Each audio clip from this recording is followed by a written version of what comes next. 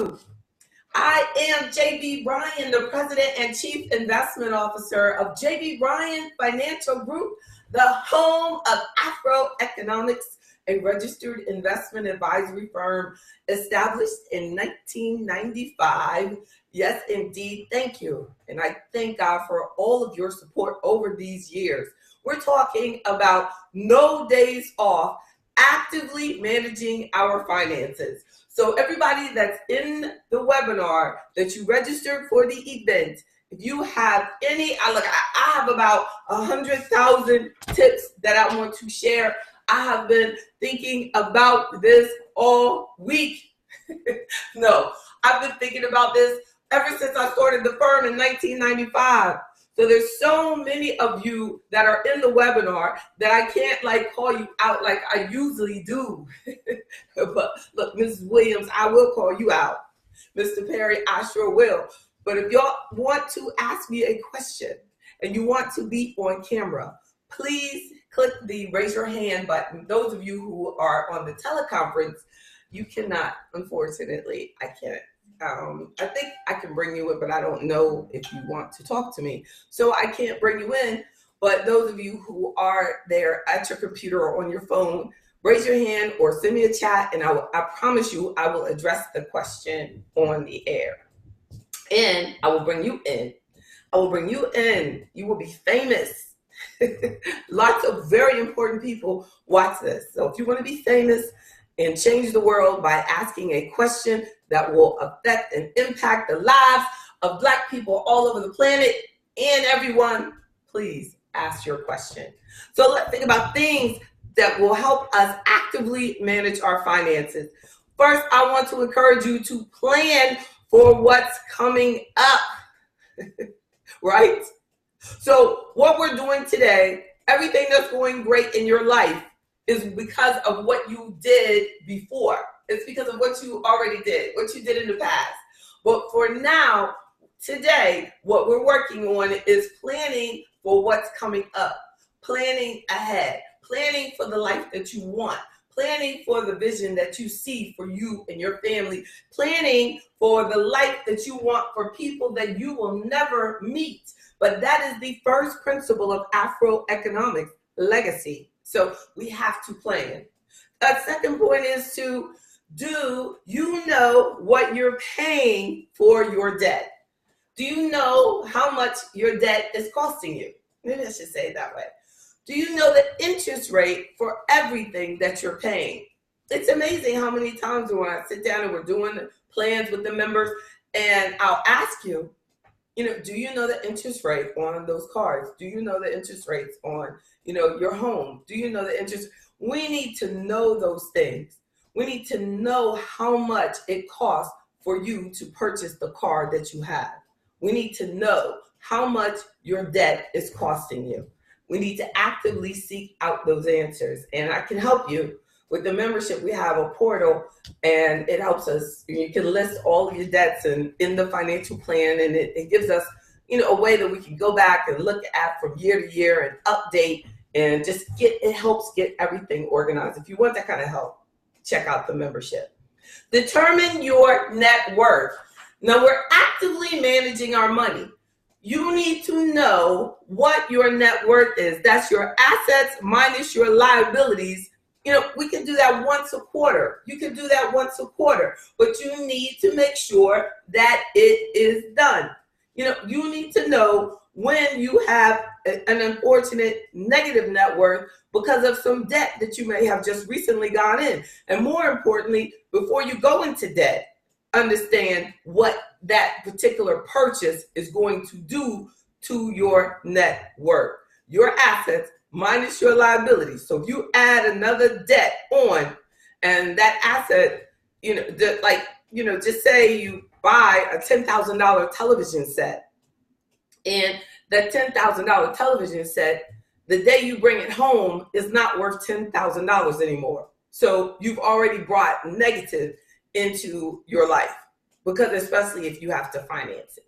So if you have to finance the $10,000 television set that is now worth $5,000 because nobody's going to buy it used for $10,000, then you have a negative If that's the only thing that you have, you have a negative $5,000 net worth. So we need to know, what is your net worth? What are all your assets? What are your liabilities? And that's the kind of thing that we do when we're doing your financial plan as members of AfroEconomics. Follow a budget. And it doesn't have to be elaborate. Like, I always, I don't know if I'm still as guilty of that, but whenever I want to rejuvenate my exercise, my workout plan, I will say, I will always feel like I need to buy something, like buy something new, buy some new sneakers, buy some new socks, buy a new heart rate monitor, buy a new, everything. I'm making it complicated when you do that. So now when I realize that I'm doing that, I talk myself out of it. And I go, this is a waste of money. You already have a heart rate monitor. You have enough socks. You know that you have it. So that you have a piece of paper, or you have AfroEconomics membership. You have access to budgets. You have access to someone that can help you, review the budget and everything. Just take advantage of what you already have. If you're listening to this and you're not a member and you would like a budget template that I have, just a PDF of a budget, please let me know. I will send that to you as a gift. No excuses. We'll all need to have a budget. At least at the beginning, you need to kind of see. I think it will help you see what you're doing, where your money is going, what you're spending. And then we can do that electronically for the members. You can go into the budget portal and it will do the math for you. So daily, when you have these are no days off, sometimes your credit cards don't get days off either. Now, we need to be careful and set up some sort of limit on what you use your cards for. So that, say, I will not use my credit cards for a purchase that's less than $30 or something like that. Like, have some sort of criteria so that you're not using your credit cards all the time. So I think that that's just a better habit. Look, I'm guilty of that, but I'm not using the credit card. I use the debit card all the time.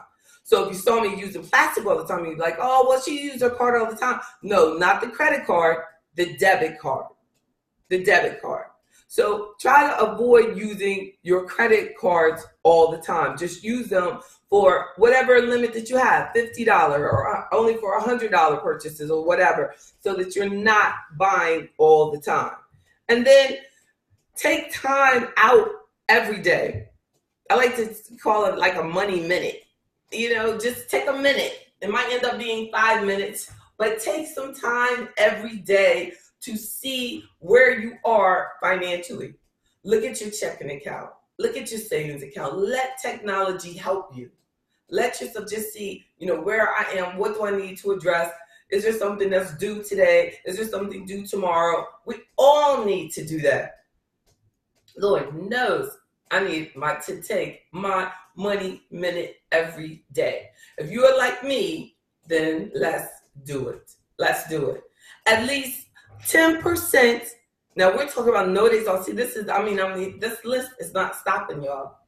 Only thing that's going to stop me is time. So at least 10% of your money should go towards your future, 10% go towards your emergency fund, and 10% towards paying down any debts that you have. This is extra money paying down on those debts. 10% for your future, at least 10% emergency fund, 10% paying down any outstanding debts that you have extra. And then how much is your lifestyle costing you? Have you thought about it? How much does your basic lifestyle cost you? What is it? Because most of your money is spent on the lifestyle that you've decided that you must have. What is your lifestyle? Your car, your home, the neighborhood, the food choices that you have, the entertainment, the trips, the vacations, the women you like, the men you like, all of those. How much is your lifestyle costing you? Do you have a modest lifestyle or do you have an expensive lifestyle, Miss Burgess? Miss Burgess, calling you out, right? I love you, Miss Burgess. I'm just joking. I know you have a wonderful conservative lifestyle. So set specific goals, right? I want to accomplish my emergency fund. Say that. I want to pay off all my credit cards. I want to pay off all my debts. I want to reduce all my debts by 10% this year. I want set specific financial goals. I want to negotiate better interest rates on my credit cards. Whatever, set the goal. Too often, you just don't have a specific goal. So you talk to me, you join, and then I have certain things that I want to do with you, but you have to make sure that you tell me, like, this is the reason I joined AfroEconomics, because I want to be debt free. I want to attack these school loans. I want to purchase a home next year. I want to, whatever. You have to know what your specific goal is. What's your money motto? I'm talking, right? Well, my money motto is anything that sounds too good to be true generally is. I don't want to say always, because there's no always on anything. Nothing is always anything. Like, right? Always, whatever. But anything that sounds too good to be true generally is. Right? So if that's true, that's my money motto. Anything that sounds ridiculous and it says, this is very safe, JB. Tell all your clients about it. It's very safe and they'll double their money in 6 months. That's too good to be true. So I'm going to be very careful and invest that extremely well. And investigate it very well before I tell anybody that ridiculous notion.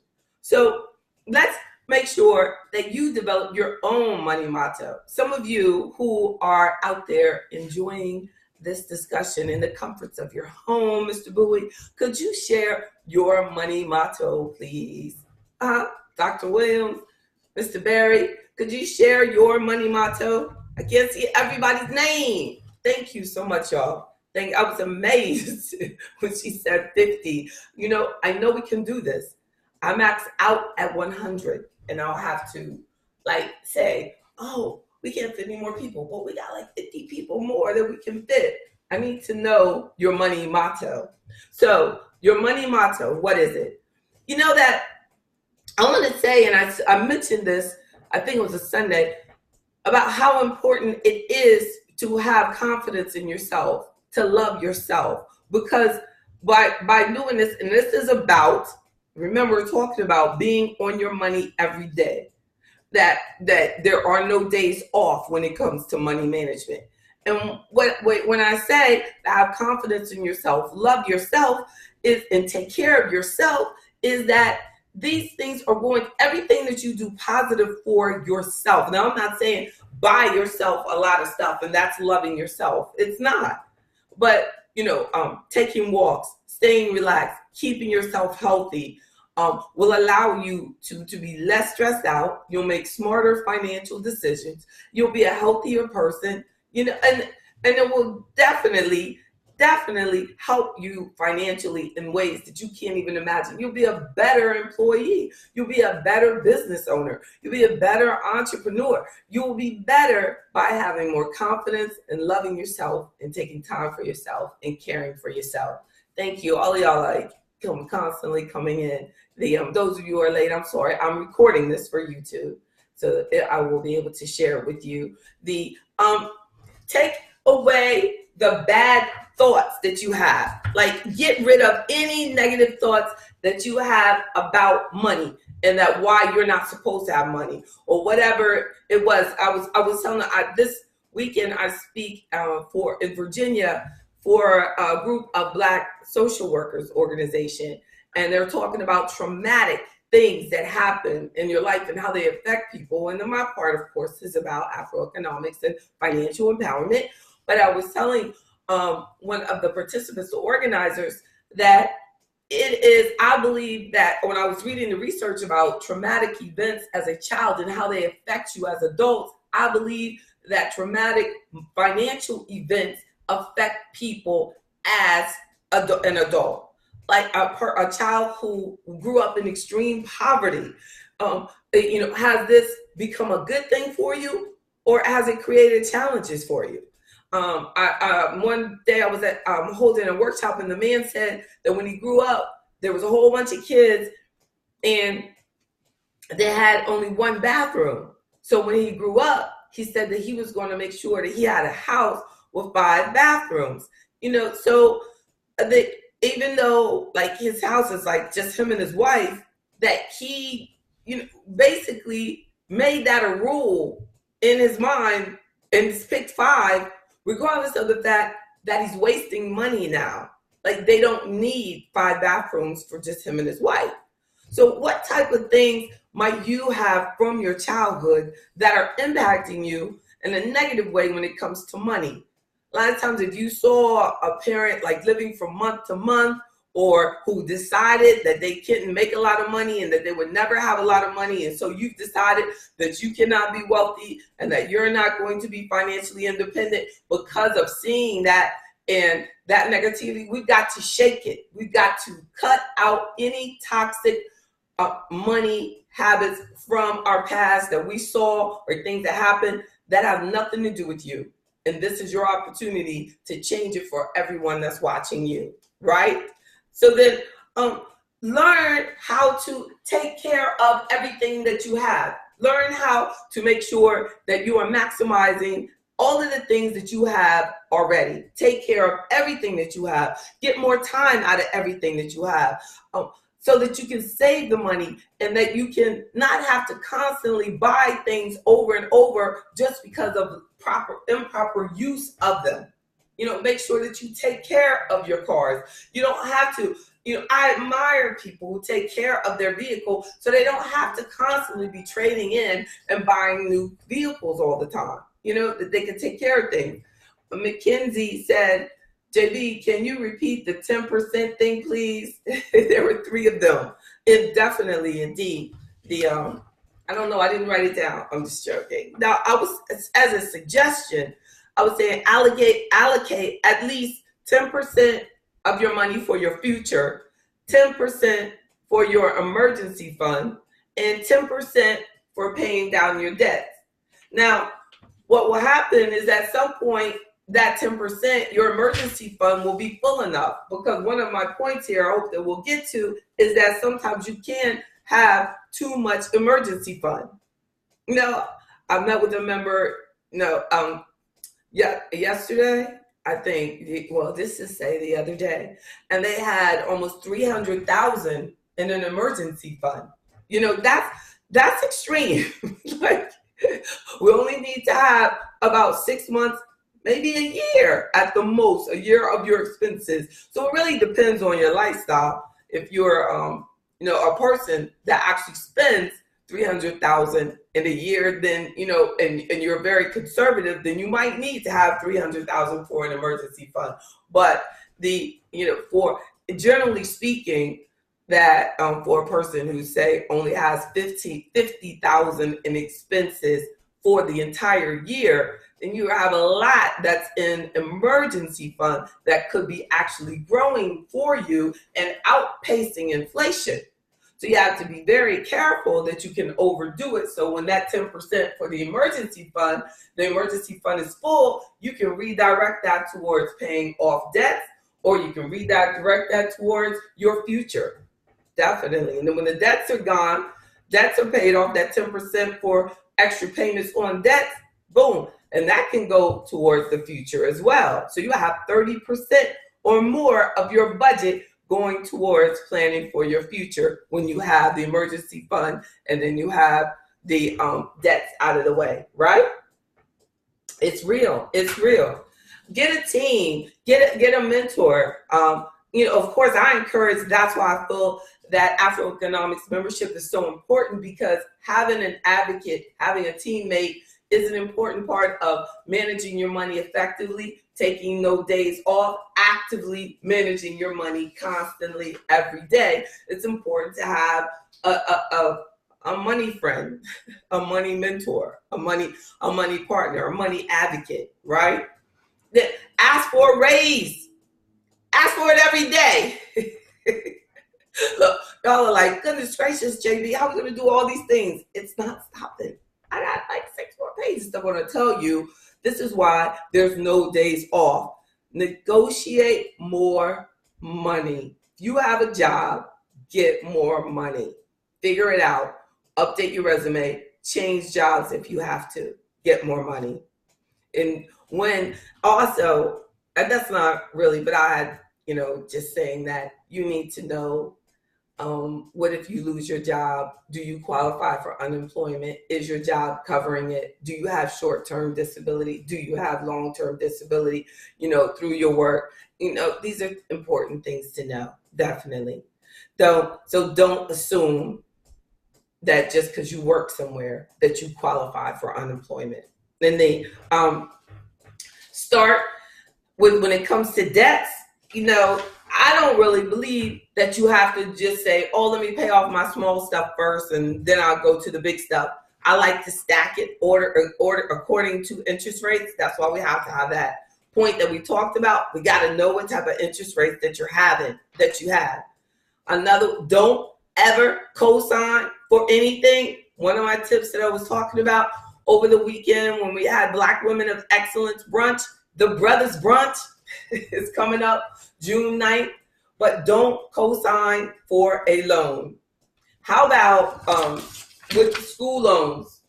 What that point it just brought to my mind, but make sure that with school loans, and that's funny, it's coming right up, always choose the government loan over those private loans. Be very careful when you refinance a government loan with one of those private loans. Be very, very careful. Talk to a financial professional before you do that. You have certain protections with those government loans that you do not have with those private loans. So then when you're making a mortgage payment, remember we talked about this as part of actively managing your finances. Try to keep your mortgage or housing expenses less than 28% of your income, less than 28%, less than 30%, around 28% is a good rule of thumb. This is interesting, but there's actually research that shows that people appreciate spending their money on experiences over things. When they think about what they spent their money on, right? That it said that people were happier on the other side of the expense when it was for an experience, not for just a coat or for shoes or for a bag. That when they spent the money on, like, to go to a concert or go on a trip, that they were actually happier than the person who spent it on just a thing. Isn't that something? So I've got a lot of experiences to catch up on, y'all. I'm about to start spending some money on some experiences. Yes, indeed. So then, but that's something to think about. One of my other my money mottos is what? Spend less, invest more. So I guess we have to invest in some experiences, right? What about, it's important to not have people with you when you're spending money or you go shopping that are yes people. Like, if you're going to invite somebody to go shopping with you, make sure it's someone like me who hates shopping, who's going to tell you, oh, you don't need to buy that. Oh, try to avoid, you shouldn't get that. Don't go with the person that loves to shop. Be very careful. You're better off by yourself than to go and spend your money and take around a group of people who like going on a shopping trip. That's probably not a good idea if your goal is to actively manage and not waste money. Because a shopping trip is for shopping. I wouldn't do it. So it's like a high risk place to be, right? Then you have to participate in order to get the money. Where does that apply? You got to give to get. Where does that apply? Well, what about in your work retirement plan? Billions of dollars goes with because people don't participate, but not those of you. So actively managing your money includes you got to give to get. You got to get in that plan in order for them to give the money back to you. So that's when you got to get in for them to give it back. Look, but you have to definitely learn that it is vital for you to get all of the rules at your work retirement plan. This is actively managing your money, y'all. You've got to know what they have available for you in your entire benefits package. We can do that together. You can get it. Either way, you got to get it, and then we can sit down and evaluate it together or talk to your financial advisor about it. But get the information, see how much you need to be putting in for yourself, and then also find out how much they are actually matching if they have a company match. But just because they only match up to a certain percentage doesn't mean that's where you stop. You add in up to where you need for your specific financial goals, and their match is just icing on the cake, right? So to monitor your credit report regularly, we're looking at 8:30. Check your credit report regularly, actively managing your money, y'all. You got to know what's going on, what's on your credit report. Make sure you leave those credit card balances below 20%, definitely below 30%. Where's your credit? So basically, you're better off with having several credit cards with a little bit on it than having one that's almost maxed out. You don't want to have that, right? Check out your life insurance, evaluate it, evaluate the company, evaluate the type of insurance that you have, sit down and talk to a financial advisor about it, make sure that you're properly protected, know your worst case scenario, know what you're spending your money on, because unfortunately, a lot of times we're buying stuff and we don't have the proper protection. Be very careful. Make sure you have renter's insurance. If you're a renter, make sure that you are definitely protecting your contents as a renter. Make sure that you monitor your checking accounts regularly. Make sure that you have a savings account. Consider having your savings account at a different bank than your checking account, right? Do a direct deposit into your savings account, as well as the automatic draft into that retirement account, right? There's 5 major types, according to reports. There's 5 major types. There's 5 types of financial emergencies, and going to the mall is not one of them. Now, what are the types? You lose your job, you have a medical emergency, your vehicle breaks down, there's a leak in your roof, like something happens in your house and it needs to be fixed, and there's a death in the family and you have to travel and you need to spend your emergency fund for that. Those are emergencies. Again, losing your job, a medical emergency, your car breaks down, your leak in the roof, a house emergency, the toilet broke. Those are you have to travel for a funeral. Those are in the financial industry the 5 types of financial emergencies. Nothing else that happens. Cousin needs some money. Nope, don't count. Maybe if cousin needs money to travel for a funeral, but really that's not what it says. It's just if you have to travel for a funeral. But if you don't have enough emergency fund for that, you can't go either, right?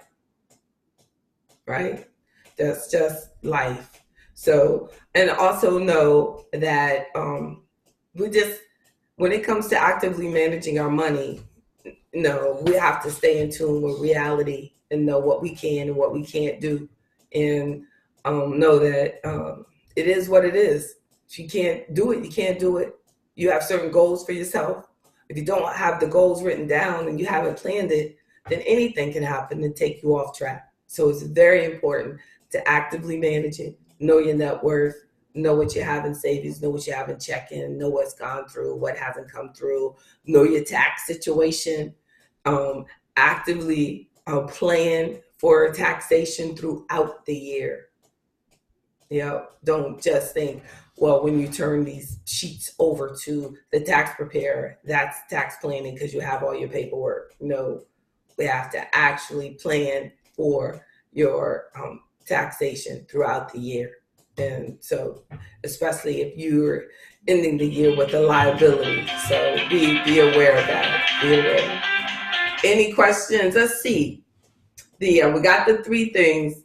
Zombie apocalypse is not an emergency, not on the emergency list. No, zombie apocalypse, which, anything that's challenging for you to say is not an emergency. If I can't say it, I can't solve it. No, not at all, Dr. Williams. Very good point. No, if the zombie comes and gets you, you don't have to worry. You'll be dead. No, it's not funny, but you will, so you don't have to worry. Just make sure that you have all your life insurance straight, because we're managing our money effectively every day. Thank you all so much. That if you have anything that you need from me, email me at jb@afroeconomics.com. There's the website behind you. I love you, Miss Sherman. Thank you, and have a well-rested night's sleep. You too, girlfriend. Y'all are so sweet to me. Thank you. Thank you. Thank you, all of you. Thank you. And I thank God for you. And look out for me Sunday. We're having a members only meeting on Friday morning. So I'm going to be sending that email out so y'all get excited about that. Thank you all so much for taking the time out. If you have any questions, today was about no days off. Actively managing your money. That's what we got to do. Yes, indeed. So take care. Thank you. Thank you, Ms. Robinson. God bless y'all.